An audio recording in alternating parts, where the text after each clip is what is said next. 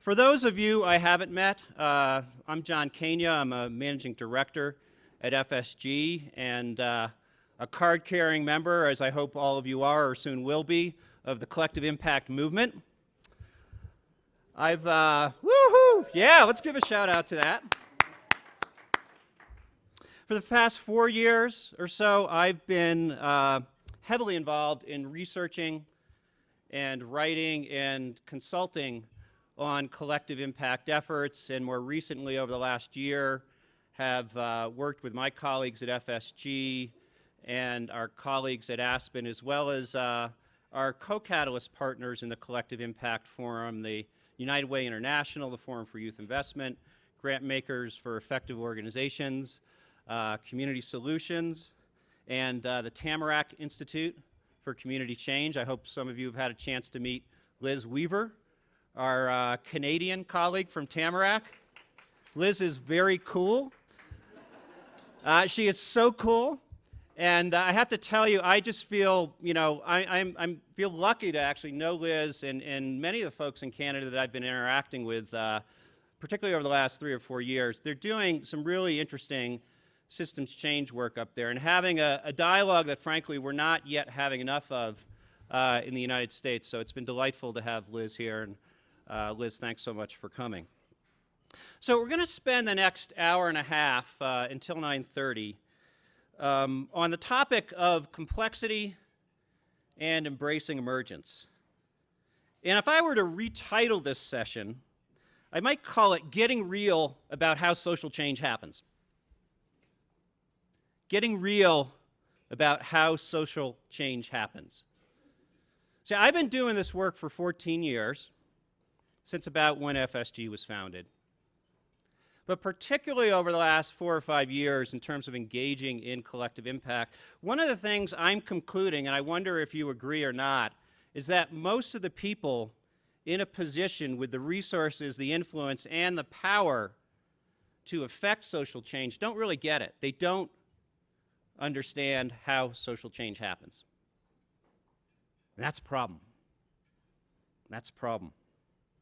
So I want to start the dialogue with all of you today on that, and I certainly don't profess to have all the answers, and I will tell you that there are many times when I feel completely tongue-tied when I say, no, it's not linear, it's not logic models, it's messy. You start to get into the discussion and you feel so tongue-tied, particularly when you're talking to, the CEO of a corporation who's on a foundation board, or somebody from government. It can get really frustrating. But I think we all have to own this fact that social change is complex. And I'm dedicating at least the next several years of my life to trying to get better at articulating it and helping others articulate it. But I also welcome you into that dialogue because I think it's about the most important thing that all of us could be doing. So the format for the plenary is I'll spend about half an hour or so sharing some thoughts with you, and please consider them hopefully moving in a good direction, but incomplete. The incomplete guide to embracing emergence, if you will. And then I'm going to bring Karen Pittman and Sterling Spearn, who I know many of you know, up to the stage. They are two of the most incredible change agents in the social sector. Their passion and their wisdom is really extraordinary. And thank goodness they'll be coming up to the stage to carry me to the end of this discussion, because it is a challenging discussion to have. But it's one that I think we all need to wade into. So, it has been a wonderful set of days. I arrived here on Sunday, and this really is a remarkable place. I'd never been to Aspen before. And, I have multiple feelings about being here. Being here, being in this gorgeous setting, makes me incredibly happy. I'm a skier. I look up at the ski slopes, and I just start to shake. I'm so excited. And there's still snow up there, and they're opening the slopes this weekend. And, you can't help but really be inspired by this setting. I think on the other hand, I think the irony is not lost in me, and I'm guessing not lost on all of you, that here we sit, some might say, in the lap of luxury and in the playground of the rich and famous, And we're engaged in a dialogue about how collective impact can reduce disparities, address inequality, and improve deeply challenged communities. And I certainly wonder at that. But I want to present and support a viewpoint for the necessity of actually being here and being in places like this. We all sit in the midst of two, what I would consider, the moral and spiritual crises of our time, at least from my perspective, inequality and climate change. And I think we've got 10 to 30 years to figure it out. I mean, the outcomes are going in the wrong way right now. They're going in the wrong way. And we know incremental change is not going to cut it. And we know that we're fundamentally, the answer is not in technologies. They can help. But the answer is going to be how we work together differently. How we work together differently. And it's so new for all of us. It's so new for all of us. Some of us have moved in this direction and it feels intuitively right to work in a collective capacity, but to work in a way where we achieve positive and consistent progress at scale, we still don't have many great examples of that. And we need teachers. We need teachers. And I would suggest to you that one of our key teachers in this work, this collective work, is nature. Is nature. And, you know, I think that must have been part of the vision. John Bennett's description of the history of Aspen was wonderful yesterday, and I hadn't heard it. And I think that must have been in the vision of some of the founders, or the founders of the Aspen Institute. But it's really extraordinary. The wonderful thing about nature as a teacher doesn't come with a $60,000 per year per person price tag, like our college education does. Nature teaches for free. Nature teaches for free. Which is why I was so delighted when Steve Patrick opened the conference yesterday and brought nature into the room and talked about the metaphor of aspens for this work, and how, given that they grow in groves, we can take away sort of the metaphor of we need to be connected in this work. The way that they grow and the canopies that they have allow for other plants to thrive under that canopy. Their regenerative quality after forest fires is remarkable. And Steve, when you talked about that, I have to say, the poetic side looks good on you. I mean, I was sitting in the back of the room. You got this beatific smile on your face, and I think it was, it was 4 in the afternoon and the sun was slanting to the back, but I think at that moment it took a right-hand turn and it shone on your face. And maybe that too. Maybe that too. But I so wish your wife was here at that moment, because I know she would have been thinking to herself, oh, this is actually why I married that knucklehead. So I want to talk just briefly about my one experience that I've had with nature that really has been profoundly affected me. And again, we do need to look to nature, I think, is one of our lessons on this.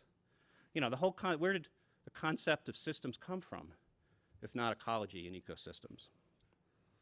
5 years ago, I took a sabbatical for 3 months from FSG, and I did a variety of different things, but one of the things I did is I engaged with a small faith-based nonprofit called Love's Harvest that does work in Malawi and Africa, and they focus on helping the rural poor grow the food they need to live on their own land. And Love's Harvest teaches the principles of permaculture agriculture. Anybody familiar with that? So it's a form of sustainable agriculture, which is really about how do we renew the soils and how do we manage water resources. And Love's Harvest, very small nonprofit, what they do is they're really focused on, they're going to, 90% of Malawi is small villages with families of sort of 20 to 30 families living in the village. And the goal is to actually help the families actually grow the food they need to live on. and actually potentially even produce an income. And it's interesting, you go to Malawi and you see just acres upon acres of corn and maize, but they actually don't eat that, even though they grow it. And so the goal here is how can we help them figure out some sustainable processes for developing these kitchen gardens right out their back door. And in Malawi, you actually have 4 to 5 growing seasons. So they literally can feed themselves. But yet most people, at least historically, have not had gardens. And they can grow a wide variety of fruits and vegetables: corn, soybeans, tomatoes, cabbage, avocados, oranges, papayas, bananas. And the thing about, and the Love's Harvest basically provides the seeds for all of this. They provide watering cans, fruit trees, pigs, goats, and chickens, so you can get that cycle of the manure that's nourishing the soil. And they also provide technical assistance in the form of sort of permaculture coaches to these communities. Now, in our work, we traveled around to various villages that, in Malawi. We're actually doing site visits. So in the course of like 2 weeks, we visited about 25 different sites. I don't know anything about agriculture. And we were so lucky because the individual that was actually serving in a technical advisory capacity was this wonderful Malawian man just who exuded love, and his name was Pastor Joseph, and he actually was a pastor, but he was also one of the world's leading experts in permaculture. And he had been around to these sites, and the initial idea was to go out and train groups of people in the villages, and then we were there to sort of check up. So he'd already given them the initial instructions, and we were coming back to sort of check in and see how they were doing, and he was coming back to check in. So basically at each site, we would get out of the van, and we would go, and I mean, it could have been some men, but in general, it was the women, right, that were actually doing the work. And we'd get into one of the gardens, and Pastor Joseph would start to preach the Bible to the agriculture. I mean, it was really extraordinary to watch. He spoke in Chichewa, which is the native dialect there. We had a translator in English, and he would basically, one of the things I remember vividly is he would talk about, there is evil in this world. There is evil. And when you think about your gardens, there are evil pests that are going to attack your gardens. And so you need to keep them out with soldiers.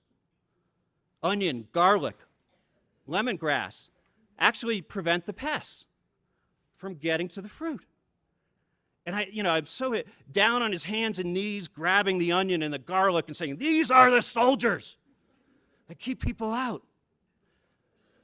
But what's interesting, he'd been there once and he'd given them, all the instructions. And not surprisingly, when we got there, probably they'd taken 10% of his coaching. It was confusing because permaculture is very confusing.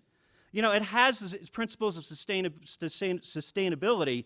So there's interplanting, right, of all the different crops because you're nourishing the soil, and particularly of legumes and beans that you need to enrich this, constantly enrich the soil. And the onion and the garlic and the lemongrass are these soldiers that prevent the pests. And there's, a series of water conservation activities like literally putting plant material on top of the soil so it doesn't dry out as quickly. And we'd go to site after site after site, and, they would have implemented basically 20% of what he said. It was a new language. It was very confusing. And it just didn't sit with the way they were farming corn. And so, it was so fascinating for me, and so we went site after site after site, not know anything about agriculture. By about the 10th site, I was down on my hands and knees saying, okay, we need the soldiers.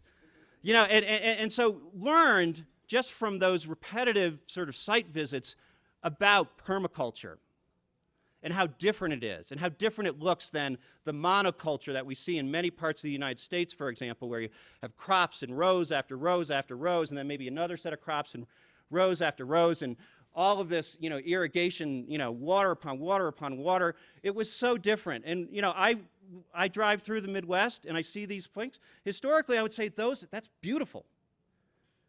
But I got a different idea of what beauty is. And it was amazing. We got to about the 8th or 9th site, and after seeing so many people flail on it, we came around the corner of one house.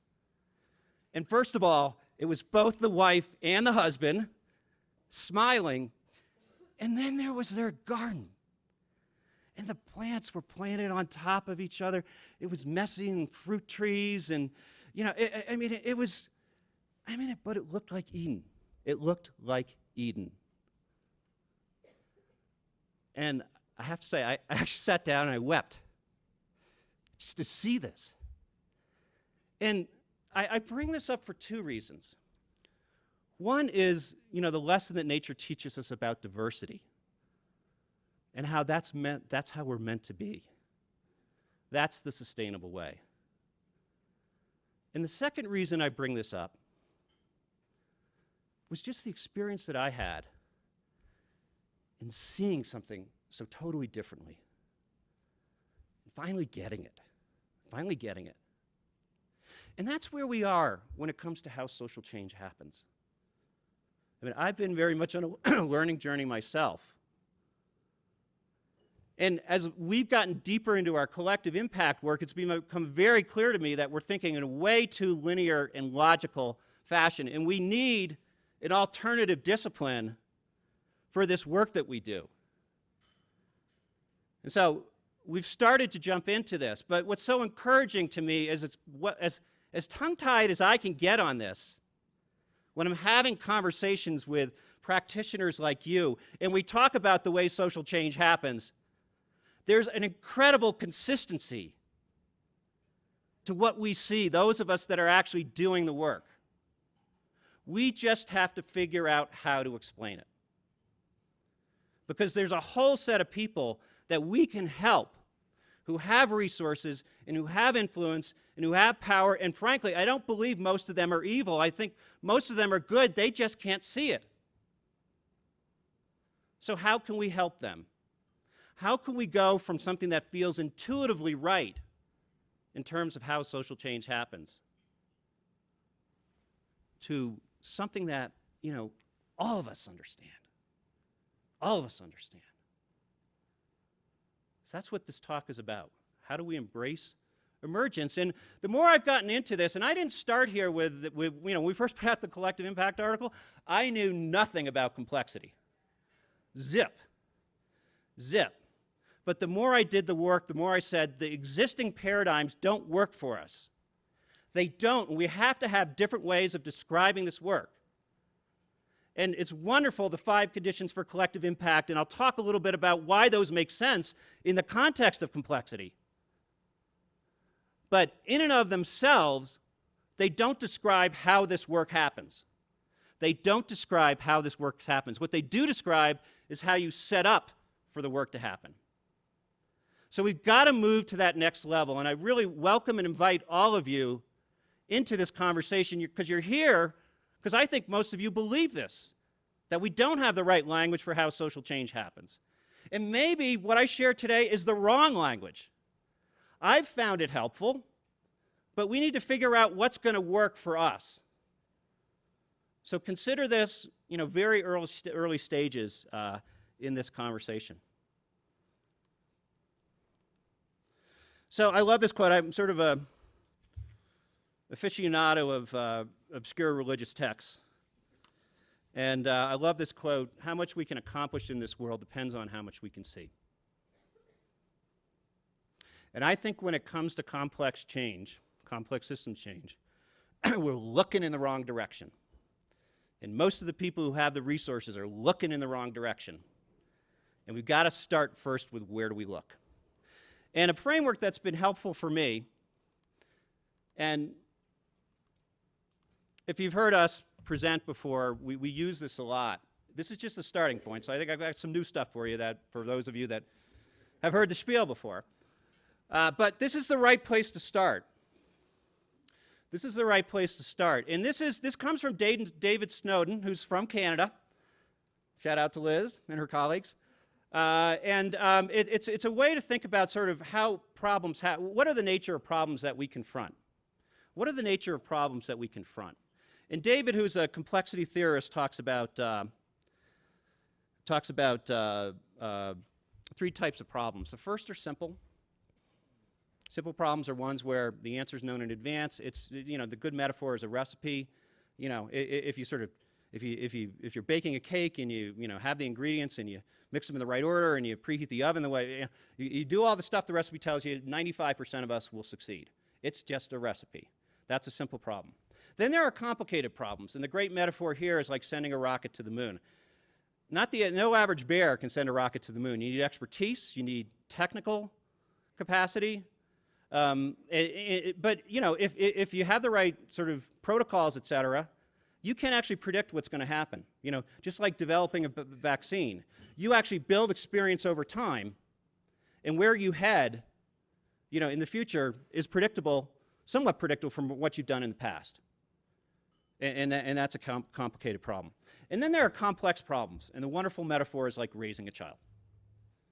It's like raising a child. How many people think raising a child is simple? Complex problems are dynamic. They're linear or nonlinear. They are counterintuitive. I know this when I talk to my 3 kids. They are very counterintuitive. They don't, the way they think about things is not the way that I think about things. They're the result of the interplay between multiple independent factors that influence each other in ever-changing ways. I was in the health session yesterday. We talked about the fact that health is not just based on the quality of health care, but it's based on your economic conditions, social norms, daily diet, inherited traits, familiar relationships, weather patterns, psychological well-being. We all know this, right? It's an interplay of a multiplicity of factors and interventions that are coming together in a kaleidoscopic mosaic. And the important thing to recognize is it's not predictable.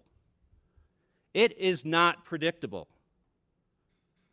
And we need to walk up to that and say, okay, it's not predictable, but then we need to say, so what do we do about it? Is it game over? Because it's not going to help us if we can't predict. So what do we do about that? Well, here's where emergence comes in. Emergence is a core concept of complex adaptive systems. Basically says that while no individual organization controls a complex adaptive system, we can observe patterns of evolution that we can take advantage of. So we can't predict complexity, but we can facilitate higher order patterns of what success looks like. We can facilitate it, and we can spot them and amplify them. So when we think about our role as funders in this work, how do we facilitate these higher level interactions that lead to more successful outcomes? How do we facilitate that? And then how do we spot them and take advantage of them and amplify that? So emergence is, it's a challenging concept, and I'm going to share some thinking, much of what I'm going to talk about right now comes from a great book. If you have not read it, Stephen Johnson, Emergence, The Connected Lives of Ants in Cities and the Web. Ants, Brains, Cities and the Webs, ABC. The Connected Lives of Ants, Brains, Cities and the Web. And cities are emergent.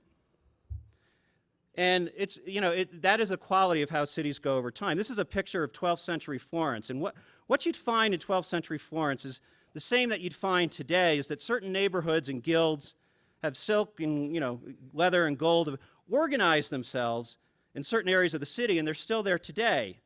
And it was a pattern of individuals learning from one another where to go to interact to get what they needed. And ultimately, it led to the development of the neighborhoods you see today. So city growth is emergent. Whether it's Florence or Istanbul or downtown Manhattan, cities are more an imprint of the collective, iterative, bootstrapping behavior of its participants than they are master planners. Master planners go crazy. I don't know if we have any urban designers in the room, but there's, that's sort of the top-down way of planning a city. By and large, it hasn't worked in society. It's been this self-organization that comes from the individuals. Cities are emergent bodies. Their knack for capturing information and for bringing related pockets of information together is how cities learn. And so here's some qualities of how cities learn, and this really are qualities of sort of any complex adaptive system. There's neighbor-to-neighbor interaction. So Cities bring minds together and put them into coherent slots. Cobblers gather near other cobblers, and button makers near other button makers. And ideas and goods flow readily within these clusters, leading to more productive cross-pollination that ensures that good ideas bubble up. There are feedback loops. Relationships in these systems are mutual. You influence your neighbors, and they influence you. All emergent systems are built on this kind of feedback, two-way connections that lead to higher level of order of learning. And that comes from self-organization. And that's the wonderful thing. You don't predict and you don't force the organization. As people interact, they gain intelligence from each other, and the system self-organizes itself towards a particular goal. And as it self-organizes, there are higher level patterns of success that you see in terms of, for example, neighborhoods that are developed. Now, these are funny words, you know? I mean, can you envision going back and talking to your board about neighbor-to-neighbor interaction, feedback loops, self-organizing, organization and evolutions to higher order patterns? I don't know. You know, I honestly don't know, but I do know, I have a good deal of confidence that this is the way the change happens. And so we need to figure out how to articulate this to our colleagues.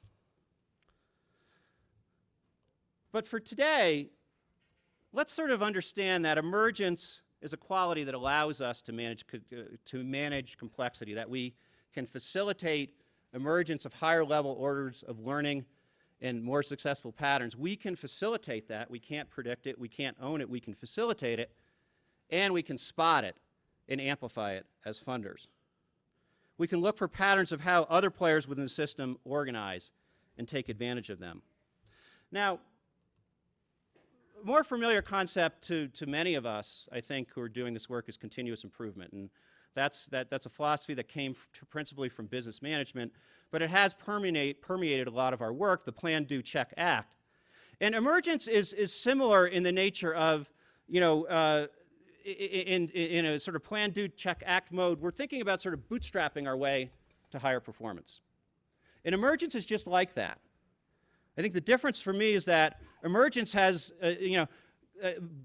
continuous improvement tends to be more sort of a sort of movement in one direction by several players.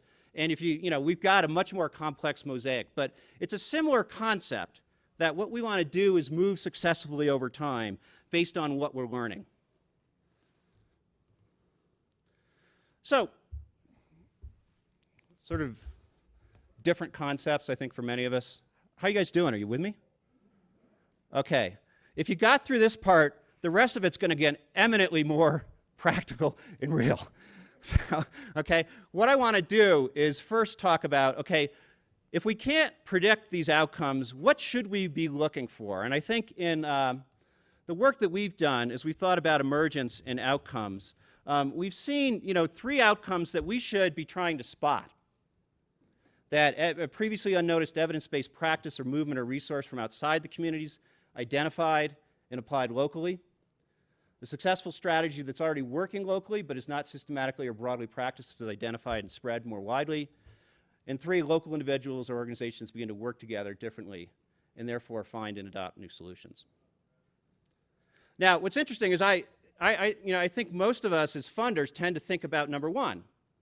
What's a great evidence-based practice that works someplace else that we could import into our communities? And that's good. We should be thinking about that. There are good evidence-based practices that we may just not know about in our community, and we should bring them in. But I would suggest when it comes to complex systems change that the more profound and the higher potential outcomes that we should be looking for are options 2 and 3.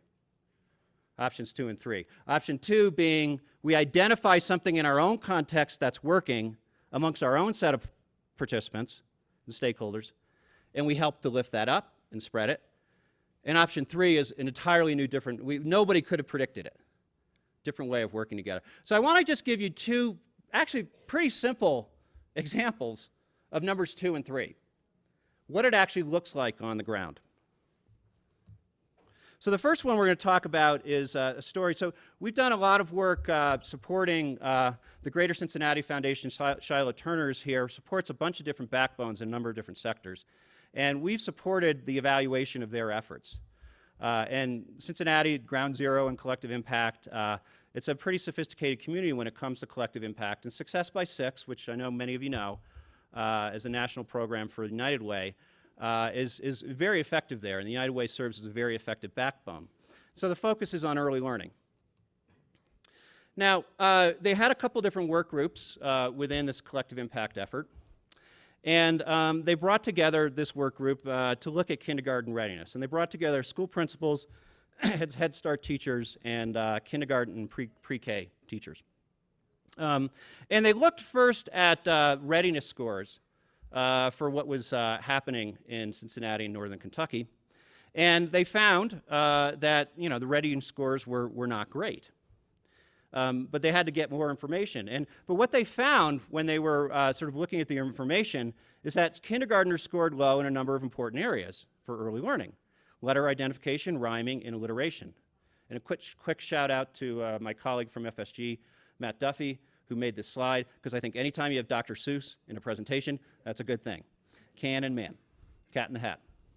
But so they had this data. They weren't performing well in these areas, but the question was sort of, what do we do about it? So they knew they needed to get more data. So they first did a survey. And they said, okay, they wanted to sort of survey, young children that were sort of coming into kindergarten and find out where they came from. Where did they come from in terms of pre-K? Was it a district pre-K school? Was it Head Start?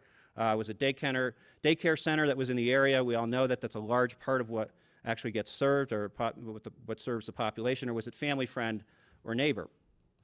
And what they found was that those kids that came from local daycare centers performed significantly worse. And they realized they actually didn't have this group at the table, and it was a significant portion of the kids. So they actually invited the daycare folks to the table. And it was great because, I think they did a great job sort of, not being non-judgmental about sort of inviting daycare center folks in and showing them the data. Daycare center, they did a good job in terms of bringing them in. But the daycare center folks were actually thrilled because, they never thought of themselves as being part of academic success. So they're excited to be there. So the group together started to experiment, and they did one-day sessions devoted just to rhyming. And they started to say, okay, how can we share tips and tricks on this?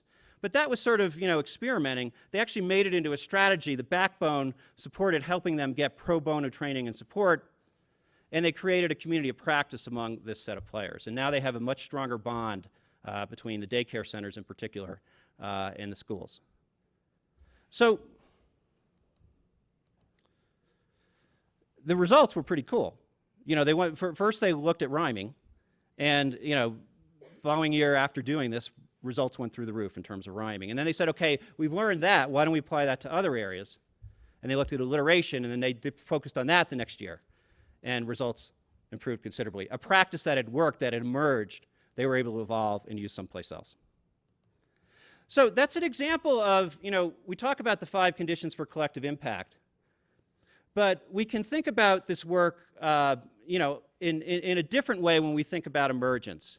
That it's basically about 2 things. One is creating clear common intent, and then structuring to take advantage of emergence. Not putting the strategy on the table and saying, you all go ahead and implement them, but let's get clear on our common intent and what our goals are, and then let's structure this work for others to come to this, conclusions. Those that are working, the neighbors that frankly often don't even talk to each other, right?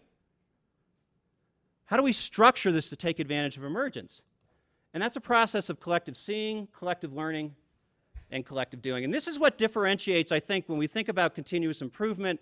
Often, although we are using that in collective impact, often we're thinking about an individual organization doing, seeing, learning, and doing. But the unique aspect of collective impact is its collective seeing, learning, and doing. And part of what makes this work, and I know many of you have seen this picture of the construct, the structure, and this isn't even a good picture because it's way too linear looking, but we have a steering committee, we have a backbone, we have various work groups that involve players, involve the community, and it's not top down and it's not bottom up, it's both, and it's horizontal, and it's the structure that is coordinated by the backbone and by the steering committee, and we're seeing that it fundamentally is different than a lot of collaboration before, particularly when we have cross-sector approach to this. And I like to talk about this structure, this intentional structure, as structured and disciplined and rigorous, but also flexible and organic. You say, how could that be? Structured, rigorous, disciplined, but also flexible and organic. Well, let's go to nature for the answer to that. What I'm going to show you is a 30-second clip. You'll see some birds start to fly, and then something will happen.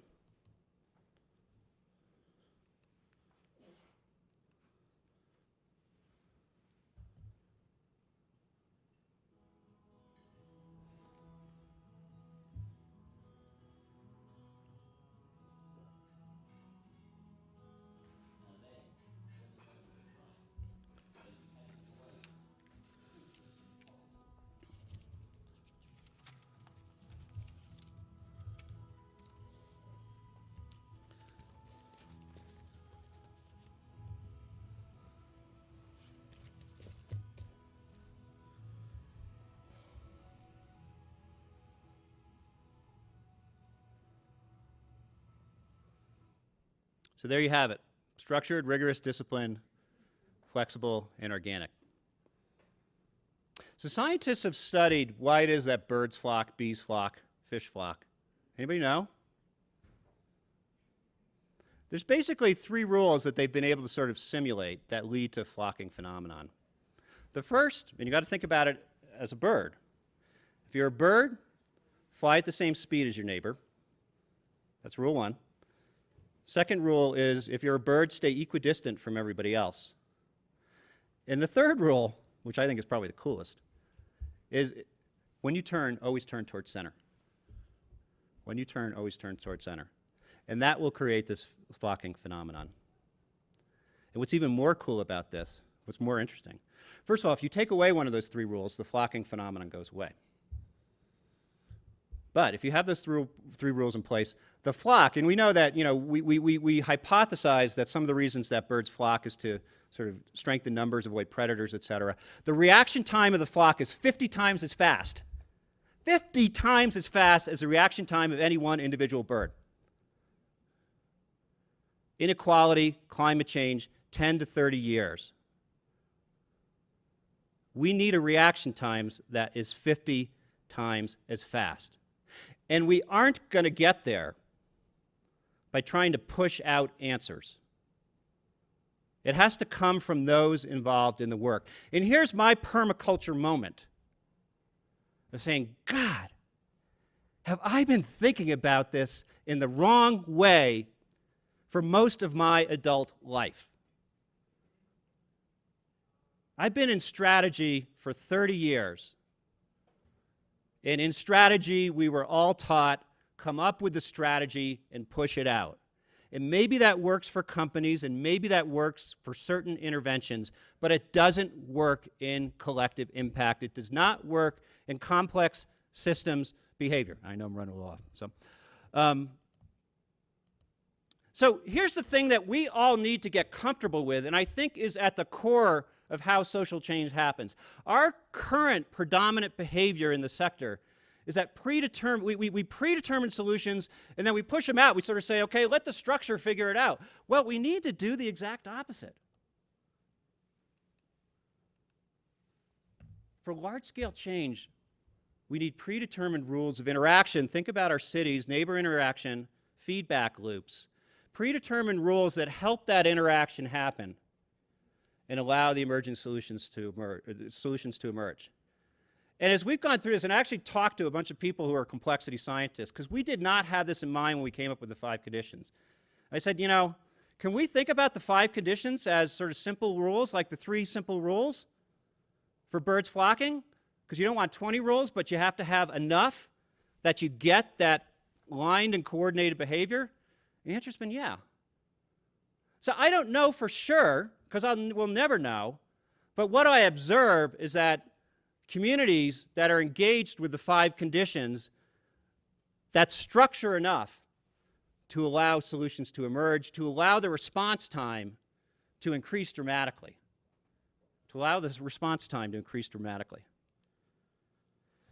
So I want to give you one other very concrete example. This is Memphis Fast Forward. Memphis Fast Forward is, in Memphis, obviously, they've got a bunch of different collective impact initiatives. The top one is Education Cradle to Career. It's called People First. They've got this structure. And they have their intentionality. They've got, clear goals, and they've got the intentional structure of collective impact.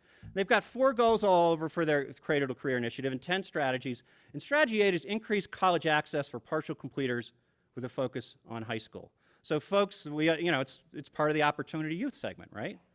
It's how do we help people who completed high school and may have had 1 or 2 credits in college and got out? And we know that's a really super hard segment to reach. Well, they got a group together to focus on that. Public universities and community colleges, Workforce Investment Administration, local HR people from businesses, as well as the Chamber of Commerce, local nonprofits, and they had Advance Memphis, which is focused on post-secondary education. And then they had the Tennessee Higher Education Board at the table. And, they didn't have any really good answers for what they were going to do. But the backbone leader was actually trolling around for interesting policies that they could take advantage of.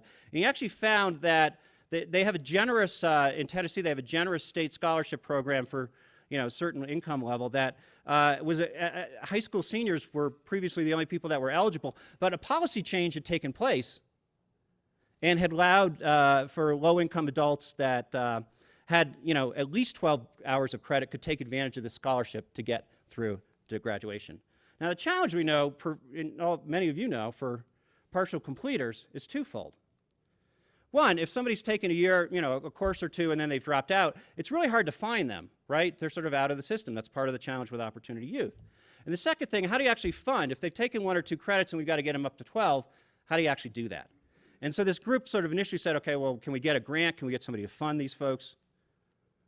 But then they said, okay, actually within this group, we've got the resources to do this. The business folks, the HR folks at local businesses said, okay, we actually have tuition reimbursement benefits that can actually go towards this. And we can promote these with our employees by bringing the colleges and the universities on site.